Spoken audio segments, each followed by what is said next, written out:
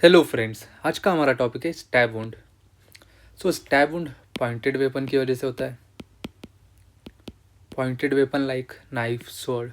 तो देखो, सपोज ये मेरी स्किन है और ये नाइफ है। नाइफ स्किन से पैरेलल है तो कैसा वुंड जनरेट होगा? इंसाइज वुंड होगा। लेकिन वहीं पे अगर ये मेरी स्किन से नाइफ ऐसे परपेंडिकुलर है तो स्टैब वुंड होगा। और stab wound involves skin, subcutaneous tissue and internal organs. अब इंटरनल ऑर्गन्स इन्वॉल्व हो रहे हैं मतलब ये डीप होगा। इसकी जो डेप्थ होंगी वो मैक्सिमम होंगी। स्टैब वुंड की डेप्थ मैक्सिमम होती है। और ड्यूरिंग स्टैबिंग, जब स्टैबिंग होती है ना, स्किन गिव्स मैक्सिमम और मोस्ट रेजिस्टेंस। अब इसकी डेफिनेशन को देखते हैं। Stab wound is piercing wound produced by application of mechanical force along the long axis of a narrow और पॉइंटेड ऑब्जेक्ट। अब इसको हम क्लासीफाई कर लेते हैं। We classify stab wound based on causative weapon and depth of penetration. Based on the causative weapon, stab wound can be incised stab wound and lacerated stab wound. And based on the depth of penetration, it can be penetrating wound and perforating wound. तो जो penetrating wound होता है इसमें सिर्फ entry wound present होता है, exit wound absent होता है। और इसमें फिश टेलिंग प्रेजेंट होती है due to splitting of skin. और ये मेनली कहाँ पे होता है? थोरासिक या फिर एब्डोमिनल कैविटीज़ में होता है। और मोस्ट कॉमनली यहाँ पे लीवर डैमेज होता है। अब जो मेरा परफोरेटिंग वुंड है इसमें entry wound as well as exit wound दोनों प्रेजेंट होते हैं।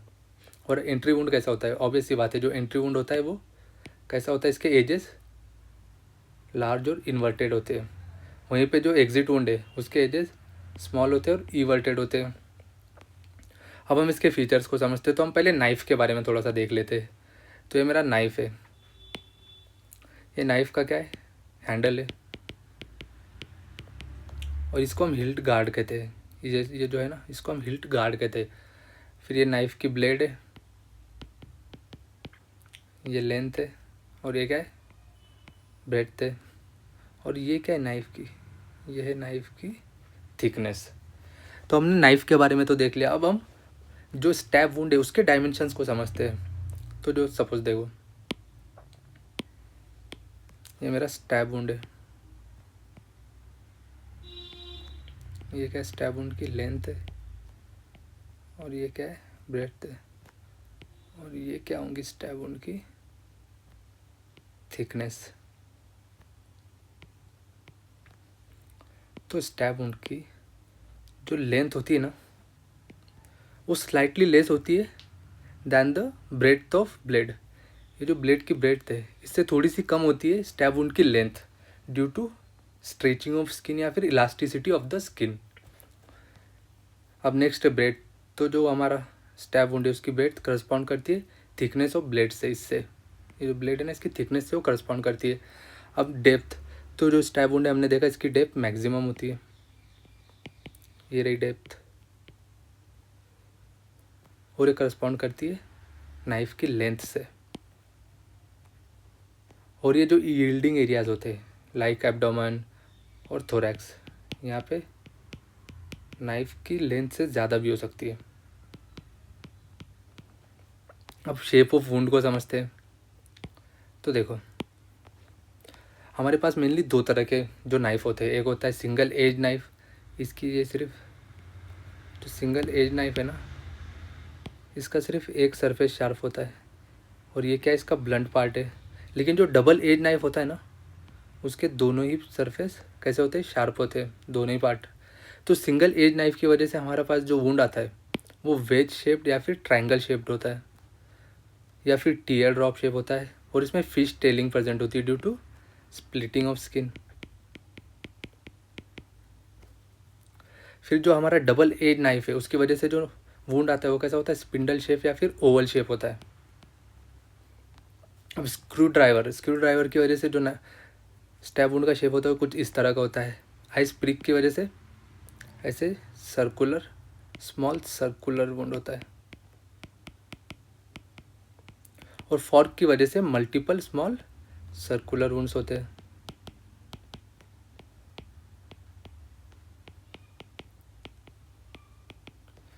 अब देखो हमने क्या पढ़ा था, ये क्या है, उसका नाइफ का हिल्ट गार्ड है। तो जब कंप्लीट पेनिट्रेशन होता है ना, ये इस हिल्ट गार्ड की वजह से, ये जो हिल्ट गार्ड है इसकी वजह से भी वुंड होता है। तो इससे मेनली क्या होता है, हिल्ट गार्ड की वजह से मेनली अब्रेजन या फिर कॉन्ट्यूजन होता है। और वो कैसा होता है, पैटर्न अब्रेजन होता है, मतलब वो हिल्ट गार्ड को या फिर नाइफ के पैटर्न को रिफ्लेक्ट करता है। और इसी के दूसरे नाम होते हैं हिल्ट अब्रेजन, हिल्ट कॉन्ट्यूजन। और इसका इंपॉर्टेंस क्या है, जो हमारा हिल्ट गार्ड की वजह से जो वुंड हुआ है उसका इंपॉर्टेंस क्या है, तो उसका मेडिको लीगल इंपॉर्टेंस समझते हैं हम थोड़ा सा। तो इससे सबसे पहले हमें टाइप ऑफ वेपन पता चलता है,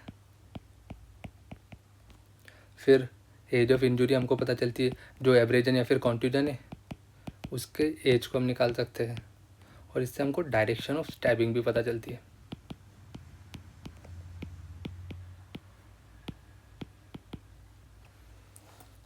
अब नेक्स्ट है हमारा लाइन ऑफ लैंगर्स, क्या होता है इसको देख लेते हैं हम। तो देखो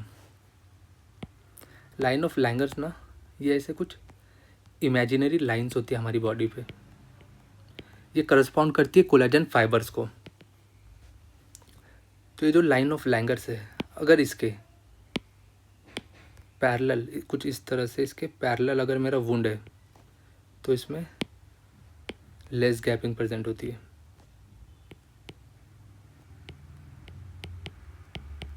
और अगर इन लाइन ऑफ लैंगर्स से मेरा जो वुंड है कुछ इस तरह से परपेंडिकुलर है तो इसमें क्या होगा, मोर गैपिंग प्रेजेंट होती है।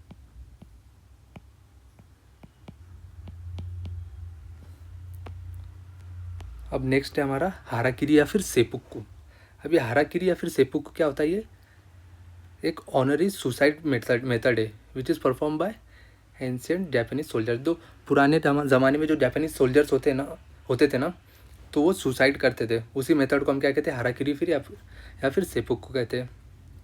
तो क्या होता है, अब ये हाराकिरी या फिर सेपुक्कू को याद करने के लिए मैं पहले आपको ट्रिक दे देता हूँ, फिर मैं इसको समझाऊंगा। तो हम इसको याद रखेंगे एस से ये पहले तो स्टैब वुंड होता है इसमें, फिर स्वॉर्ड का यूज़ करते हैं, सुसाइड कर रहे हैं, और फिर इसी का दूसरा नाम क्या होता है, सेपुक्कू। और इसमें कॉज ऑफ डेथ क्या होता है, सिंकोप। तो आप ये सब याद रखना। तो होता क्या है, देखो ये मेरा सपोज ये मेरा एब्डोमेन है। तो एब्डोमेन में वो लोग क्या करते हैं, पहले लेफ्ट इलियाक फोसा में ऐसा स्टैब करते हैं, फिर एब्डोमिनल वॉल को कट करते हुए वो लोग ऐसे राइट हाइपोकॉन्ड्रियम तक जाते हैं। और तो इसकी वजह से एक ऐसा एल शेप्ड बिग इंसिजन बन जाता है। जो इंसिजन होता है वो कैसा होता है, स्टैब वुंड कैसा होता है, एल शेप्ड होता है। तो इसमें डेथ का कारण क्या होता है, इस एल शेप्ड वुंड की वजह से है ना, जो एब्डोमिनल प्रेशर है वो डिक्रीज हो जाता है, और उसकी वजह से हो जाता है ई विसरेशन, मतलब जो ऑर्गन से वो बाहर आने लगते हैं, which leads to circulatory collapse. तो इसमें कॉज ऑफ डेथ क्या है, evisceration which leads to circulatory collapse. अब एक और मेथड होती है, उसको हम कहते हैं जिगाई। जिगाई भी एक मेथड है सुसाइड की, और इसमें क्या करते हो लोग, इंटरनल जुगुलार वेन को कट करते हैं। लेकिन हाराकिरी और जिगाई में ये डिफरेंस है कि जो हाराकिरी इसमें असिस्टेंस की ज़रूरत पड़ती है,